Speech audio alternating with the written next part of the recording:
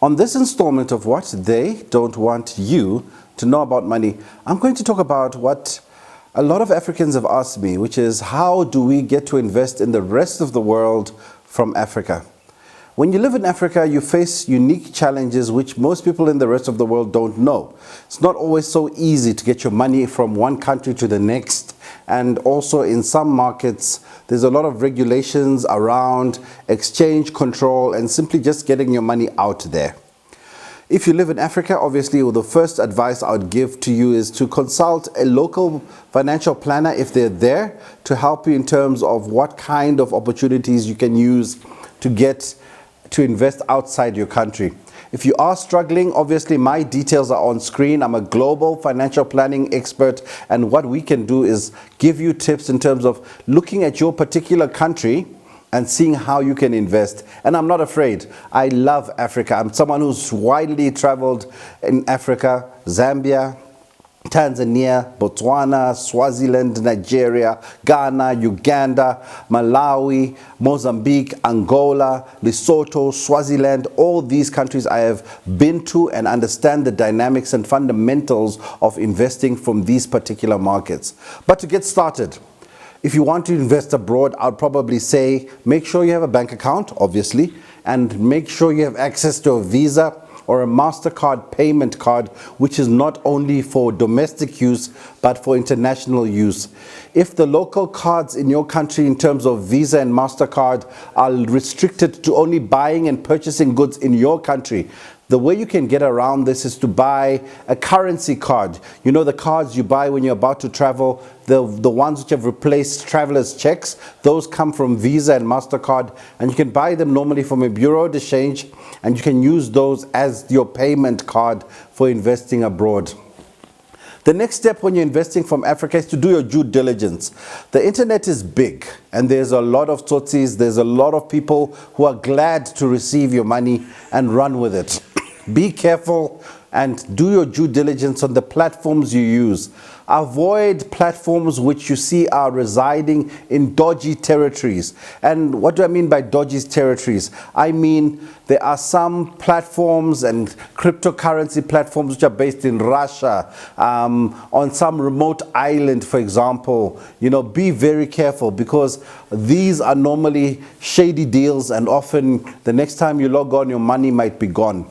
Another great way to invest abroad is to maybe channel your funds through South Africa.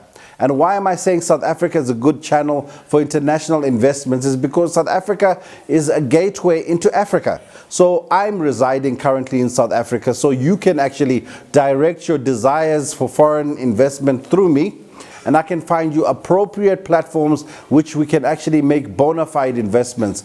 You can invest globally in income generating assets. That's my gospel. I like us to focus on income as opposed to capital appreciation. Capital appreciation being a much longer term type of putting in money so that it vests back to you and returns.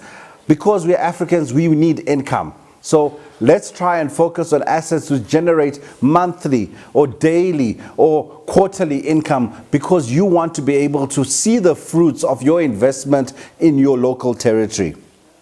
Also, if you want to invest and you're living in Africa and looking at opportunities abroad, invest in other African countries.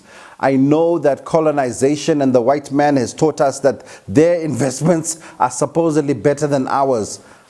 I disagree.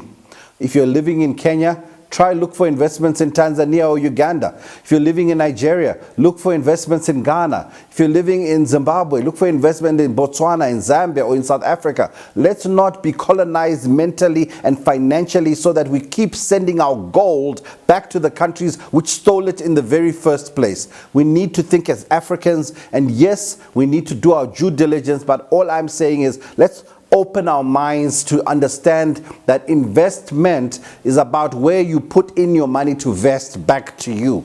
But also, importantly, try and look for income generating assets, because we're a young population, and as Africans we know how many youths are around us and unemployed. So we need to try and focus on income generating assets.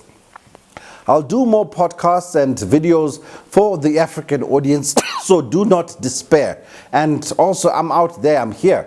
If you really want me to come to your territory, I'd love to return to Nairobi. You know, maybe I won't stay at the Serena. You can put me up at the Stanley. Or maybe if I come to Kampala, you can put me up at the Sheraton instead of the Serena. But hey, let's just talk. Let me get into your countries. If you can get a group of like-minded people who want to invest, who want to take control of their money and stop being money slaves and rather prefer to be money masters, get together, let's talk offline, bring me there. I'm here to serve. But obviously, I need to also survive. So let's not also do the pro bono, because pro bono left with colonization. This is a time for us to make real returns and make money. So I hope this episode has helped my African brothers and sisters. You can also purchase my books on askgerald.co.za. That's askgerald.co.za. Money is money. Yes, a few laws might change from country to country, but the principles are the same. To get wealthy, do what the wealthy do. There's no secret. Money is linear. Money is about the time value of money. It's about understanding that you can create money out of nothing. It's such a beautiful commodity, money, that you can create it from a simple idea. That's one of the things that they don't want you to know about money.